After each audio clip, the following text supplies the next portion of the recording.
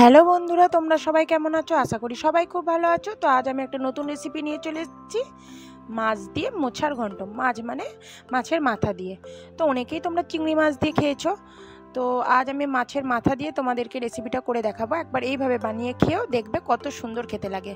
তো দেখতেই পেলে ওইদিকে আমি মোছাটা কেটে জলেতে নুন হলুদ দিয়ে জল দিয়ে ভিজিয়ে রেখেছি, আর আরেকটা দিকে ছোটো ছোটো করে আলু কেটে রেখেছি। আর এখানে যে মাছগুলো ছিল, মাছগুলো নুন হলুদ মাখিয়ে রেখে মাছগুলো এখন তেলে ভেজে নিচ্ছি। তো সব মাছগুলো আগে ভেজে নিচ্ছি। আর এইদিকে প্রেসারে কী করেছি, মোচাটা একটু সিদ্ধ করতে দিয়েছি। তোমরা কড়াতেও সিদ্ধ করে নিতে পারো, দিয়ে জলটা ফেলে দেবে, কারণ জলটা না ফেলে দিলে একটু তেঁতো তেঁতো লাগতে পারে, ওই জন্য জলটাকে ফেলে দেবে। তো দেখো আমার মাছগুলো ভাজা হয়ে গেছে। আর এইদিকে আমি কড়াতে একটু সর্ষের তেল দিয়ে দিলাম, একটা হচ্ছে শুকনো লঙ্কা, দুটো তেজপাতা দিয়ে দিলাম।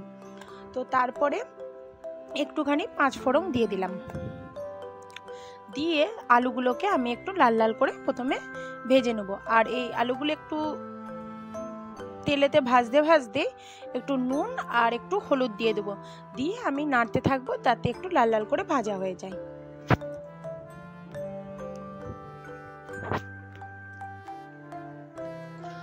তো মোটামুটি আমি হালকা হালকা করে ভেজেই নিলাম, দেখতেই পেলে। তো তারপর আমি বললামই একটু নুন আর হলুদ দিয়ে আমি ভেজে নিলাম।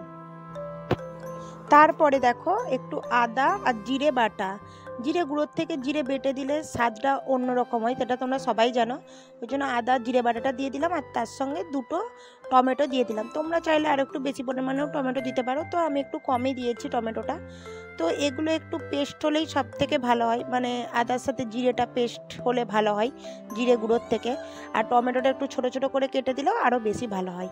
যাই হোক, আমি নুন মানে যেই মোছাটা সিদ্ধ করে রেখেছিলাম সেটা জলটা ফেলে দিয়ে দিলাম। দিয়ে তারপরে দেখো আমি কি করলাম, একটু লঙ্কার গুঁড়ো দিয়ে দিলাম। তো আমাদের যেহেতু একটু কম লঙ্কার গুঁড়ো খাই, আমি এই জন্য একটু কমই দিয়েছি কালার হওয়ার জন্য। তো মোটামুটি মোচাটাও সিদ্ধ হয়ে গেছে, আলুও সিদ্ধ হয়ে গেছে।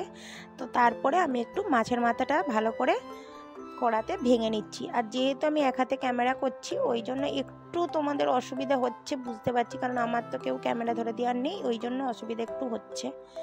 তো যাই হোক, তারপরে আমি ভালো করে মাছের মাথাটা ভেঙে মোচার সাথে মিক্সড করে নিয়েছি। আর দেখো মোটামুটি জলটাও প্রায় মরে গেছে, তো নামিয়েও নিয়েছি। এবার ওপর থেকে আমি একটু ঘি ছড়িয়ে দেবো, ঘি ছড়িয়ে দিলে এটা খেতে আরও দুর্ধর্ষ লাগবে। একটু ঘি ছড়িয়ে দিবে, আর একটু পারলে গরম মশলা ছড়িয়ে দিবে। আর আমি যেহেতু বাড়িতেই গরম মশলাটা তৈরি করে রেখেছি, লঙ্কাবিহীন, এই গোটা জিরে আর গোটা ধনে আর পাঁচফোড়নকে গুঁড়ো করে রেখেছিলাম, তো সেটা দিয়ে দিলাম। তোমাদের রেসিপিটা কেমন লাগলো জানিও। টাটা।